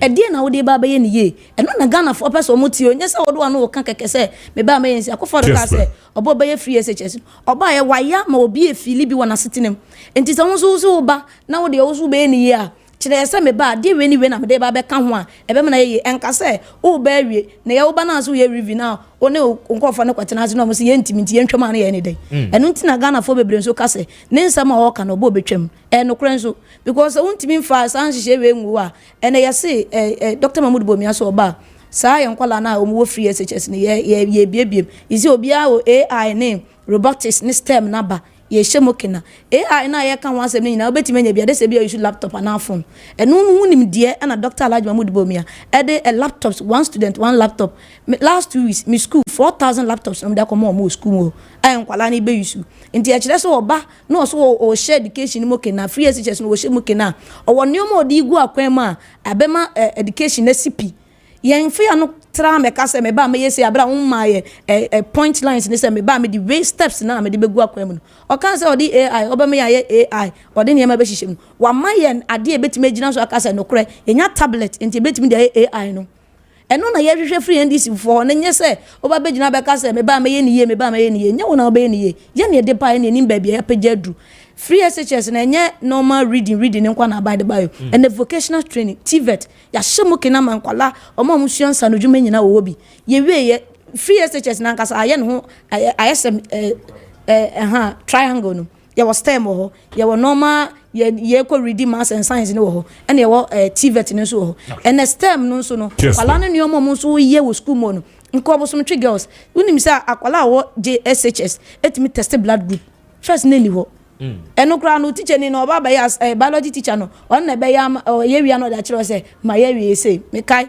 tama ye biology omo kire ye teacher ni no na ye ma me say me blood group ye bi okay but na akwala SHS ni etimi yes and common here them but me time ninti maybe I would have to engage you again answer na ya to aba no but the final words you be kana wo de see na menye adwuma last one we answer na mapon me time no kra aso awia ne de me ka kire awofo mutie ne say 2016 mo na mo to aba de ma na na danko fado na me ametie me benya so mfa so afiwe no wo na wo enya so mfa so na na nko bi no enye de ya obi a wonana se woni ba kra wo nuaba enye de ya afi na bi ono so aduru ne so enti me so me ne me ma me ekoto ama se me meto number 49 me vote na 49 me ma meto 50 wo de na wo koto aka na +1 enti se ye to 49 50 na one for one na so a ba o me enti me wini ma o me free SHS mo kena e ma ne mo enti me sere se wo kona wo koto aba na Dr. Alhaji Mahmoud Bawumia number 1 now NPP parliamentary candidate na wo no ono so number 1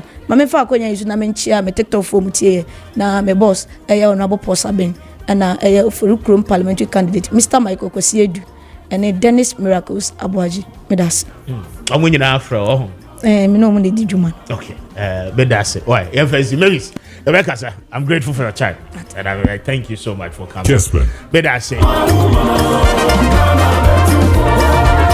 Odi Maakye Kwame meju so come to say oh nyame atomboko na nso adopɛ me so be ho ye pa ba ye ni nkomo free mascon for say yo Kwame me da wase papa yemfa enchia sonkon mu oduru eni kan emfree imascon estate Ghana limited aseye na yahwefo ene yetiefo nyinata yemfa enchia sonkon ema wonom na yenkase nankopon wonhyira wonom na onto wo nsam sade be ya dane da nyinada no yensampa yeka efa imascon yensase papa yeton no betumi ne ska na wonom atumi ababetobie Kwame de atiane sa imascon estate Ghana limited say de bia ye ba ye ne tiefo ne ahwefo di nkomo no over 32 good years enie ana yaton sase ewon kramantam mu ediama amanfo a nyame adom obi bia da obeto ya sase bia no wode ani gie asedane osebo ene ko esan ba beda yase ni nyina da ene sa imascon estate Ghana limited ye de no kwaredie ensi ye eni nyame suro ane ye de eton yen sase evi say imascon for ye nya yadinta se ye ba baji usika di ni adadao ebe wi asase no na ye ntwa amon saa ne omani de ye nya bida ewo yase ye ho enunti ana meka se obi biada ya we ye customer ya ton ya sase ediama no over 32 good years enie no wo bia akono wo ba wo de asedane ayehie ene ani chie ana wo de bane nyina aka mabose abusia imascon estate Ghana limited yen sase ayeton ewo Tropoli na Tropoli American no ewo Dowenya kwan so baby a Central University ewo no baby a Sagleme affordable housing ewo no we free samia me no amabodin ekwa tropoli ba bia imas comfort yen sase ewo no ekwan enwa akwasi boni sa is just a stone throw ekwan akwasisi anu wadu ana tropoli won so a imas comfort yen sase ewa American no ewan so ana new airport city no a Koroka International Airport for abeji asase yantam ya wonu mo eba besie no ye ne wo mo ane bohye enti ebedu brebi minia na wote airport residential area sanso ana eye topoli wan kasa so America no Reverend Sam Kranchanka so pania ye ban mane sa apostle general eho won so kwaji asase yantam ya wasi asoda kese eho no mta kompa ebo eho no wato odin sa Shilo City abusian sam ye no America nyina da no ubedi kampo adu yensa asene so ansa na wotra wadu am so ede no eso minia yensa asene esa ben kwa ho imas comfort yensa asene e ben kwa ho enu ti se duru brebi na se wo ankasa wonu private car na wo se opekai abakroma enu so anya den ema de biara da na yensa asade ba ko a ema ne danso ene se yene yensa asene ede dansuom ana ene da techem enwu bi pa ya ase ana engu be paso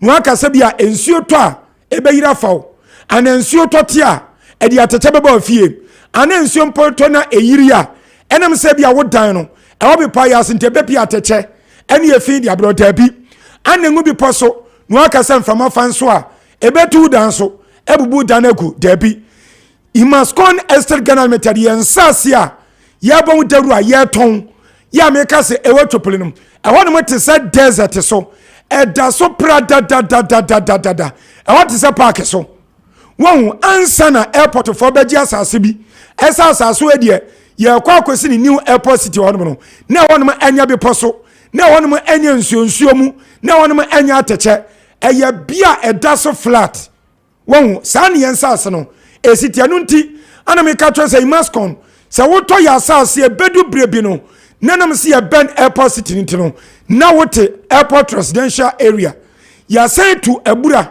ewa ya asase no eso a wo bibia do beto ya asase wo pensuo na wode yesini dan no ensuo wonya din man de biara da ana yenso enam si ya dwe nipa ho na yedo enipa ntini ensuo no ya si ya nton ema kwasa ni free na fasu dan kwasa ni free na fasu dan minia yensa senso American no yedi kan adwe so dada ya ye demarcation chese yi akwan nyinata eri atoto entemu ya bibia de wo se enipa won setimi kan bua wasetena ewo a certain community no ni nyina imaskon for years bi ewo honomo we ya me no wo ekem se anua no ye ntumfa ye nye nipa bone for se anua na wa asase ne so no ye beri ka tu afansa ne yate asase ne yama de bi da woni a ye no mu ko ensanse so be se na otwe me nsani won bedi adanse ese adwuma wura na ka che won se anwe na was ni ka grade nefa wo perfect blocks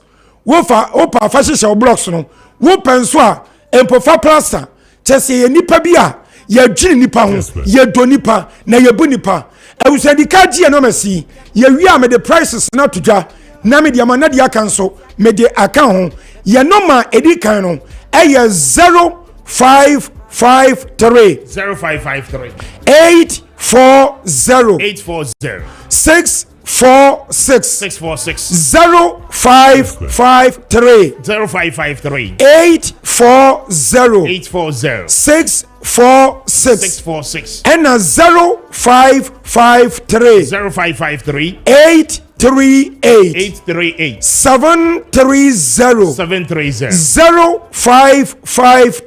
0553 838 730 and 0209 155 437 0209 155 437 Abusian friend ya beje oso ade bia pese obisa ewo ye nsase aye ton no no ekwa na fon betima bisa na ye ya no ede amount abusian me se ye nsase a ye bon tawro ewo twopoli American no wonim se asrafo binum padika ba betobi ye nuanom aposifo binum aba betobi yenuanom nsantofo binom te sa yenenom yedi kan akwakotobi efisi ehun sensase ne eyansase papa ehun krata asam se ehun se eyajaniu eye papa yankrata asam eyajaniu nti ana lands commission fama yetumi say yetumi eton ensase a wonom ama ye certificate enti wo pekura betima akoye checks ana empo enquiries ansa na oba waba beto imasco ensase ne bi na me se wo koba wa wani beji saba kuna aka se wo to a me kam chance obeto mienu ne miensa ya enya asanketwa on se de biamba me ka cho se obi abeja na so to 32 plot wobi ato 18 wobi ato 10 wobi ato 6 ni nyinata ene se enam no kwaredie ya yede elton yensa asenti anam omanya gidie sonko ewo yemu me so over 32 years enie ani aton sa asede ma amanfo ewo abra yenya police station asamda ewo abra yenya court case dam ewo abra wo bia ya ton sa asede ma no wo bia ankoi ensa maye emebo yesobo de biarata we chese yewra hope ya wo daduma koi anono wo yo bia nyamsuro ewo nimu wo yo bia wonu sa atemida ho nti wo se wono wo mbu obi mfaso de biarada won kotansa ase ba kom emfa nipa miensa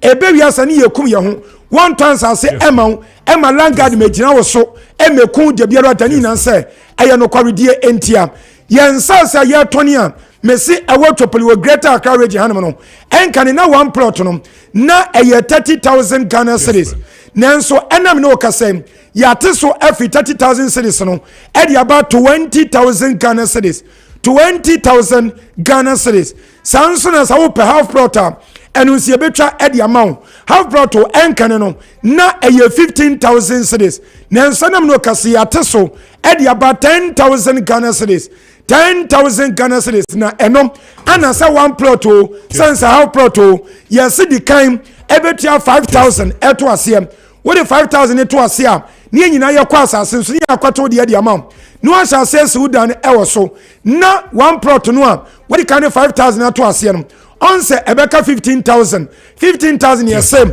ya the 12 months which is 1 year ana esi was spread the amount same for 1 year tia 15,000 akano afa half plot so on se 10,000 what the 5,000 to asem eno no so ebeka 5,000 ebeka ne same fa bosumi ensian 6 months etia ne kakra kom se bosumi ensian ensonom na watia awie ntiminua wo bia no otonsa so Ghana ha sa kwanya sunko de beto e de ama de biarata minua ya office no e was Sprinters Road Community 18 Junction Sprinters Road Community 18 Junction yani allied filling station okwan so ena edi enhwanimum ya benka FC baby omoton aduanenom ana Sprinters Road wankasanka Sprinters wonom yesi dan bi awia ye ton enu nti bomodian ne yani nkomo na bra beto dan yesi awiem ewa Sprinters nom ye ben Coca-Cola runabout no etu phone numbers adi beto dwa ya na kwan na bie ama no watimi yedi nkomo